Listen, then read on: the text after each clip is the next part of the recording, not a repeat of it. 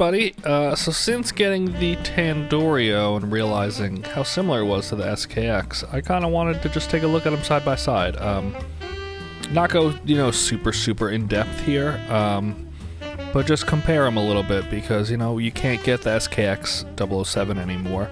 At least not for a reasonable price since they're, discontinued and kind of blown up. So I wanted to see, is this, an acceptable alternative at a decent price point? And the first big thing to notice is the color of that loom.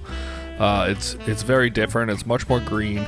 It's much more yellow. The Seiko SKX is at least 10 years old for me, and that loom is still, bright white on the dial. Hasn't faded, hasn't aged a bit.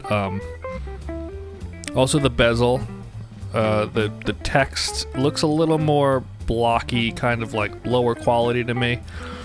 The SKX is much more crisp. The numbers are in the raw metal underneath, while the numbers and dots around the Tandorio here are clearly, let me zoom in a bit so you can see this. You can tell these here are painted on. When these, it appears to my eye to just be down to the metal underneath. That may be wrong, but that's kind of what it looks like. But this is just much more visible, legible, and I think a much neater look. The Tandorio, obviously it's a smaller watch, which we'll get into, but it's just a little bit harder to read and a little bit harder to see, which I think is a big plus for the Seiko right off the bat. So jumping right into the size differences here. So the SKX is 14.4 millimeters thick, while the Tandorio is about 1 millimeter thinner, which this is about a 37 millimeter watch straight across, and that's about 41. So let's just confirm this guy for a split second here. Yeah, 37. So you're only a millimeter less thick on the Tandorio, and you're substantially bigger on the Seiko. So I do think that makes the Tandorio wear a little bit odd compared to the Seiko because it's kind of girthy and thick, but it's also very small. So it does kind of stand up off the wrist a little more than the Seiko does, which I do find a little bit odd and off-putting.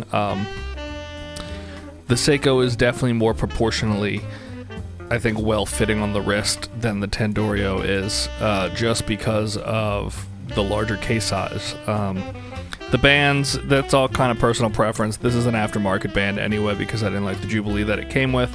I wish it had a little more taper, but this also doesn't have any taper.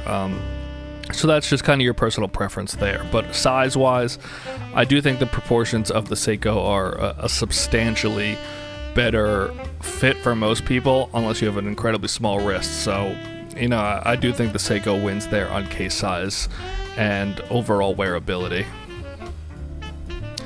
Movement-wise, I don't think there's any benefit one way or the other. The Seiko is the Japanese. I believe it's the 7S26. And the Tandorio is an NH35. I think you're going to get the same accuracy out of both of them, so I think you're overall going to be very happy timekeeping-wise. Both great powerhouse mechanical movements. Speaking of the movements, they both also have that 4 o'clock crown position, so if you dig that and that's what you liked about the Seiko, very similar there, but overall timekeeping and running of the watch, I think you'll be very happy with the movements in either of these timepieces. Overall attention to detail, I think Seiko wins that. I don't necessarily mind the look of the Tandorio. I'm going to show you some close-ups here of the face. I do think overall the attention to detail is just a little better on the Seiko, and I think you can tell up close. Neither are bad by any means, but I think the Seiko is just a little nicer looking, and the Tandorio looks a little kind of rushed and at a cheaper price point. I don't think the text on the dial is nearly as nice as the Seiko is. I think the color quality of the dial, they're both kind of matte blacks, but I think the Seiko one is much nicer. And the overall build is nicer, truthfully. Plus you get the day of the week with the Seiko. That's more movement stuff, but just looking at dials here. The little orange pop versus the little red pop, I think that's, you know, your preference also, but overall, actual looking down at it and trying to, if you were to assess which is nicer quality, it's definitely, I think, the Seiko. And I hope you guys agree with that based on, you know, the close-ups I can show here. All in all, I know you can't get the SKX anymore, but it is definitely, I think, quality-wise, a substantially better watch. If you're just looking for that style, the Tandorio works great. If you're not afraid of the smaller wrist size and just it not really popping with that same kind of pizzazz that, you know, the SKX is known for. But due to how hard it is to get an SKX or to get one of the newer Seikos that are kind of price jacked or maybe don't look exactly the same like the Seiko 5s, I don't think you're going to be mad with the Tandorio if it's just the overall look that you're going for.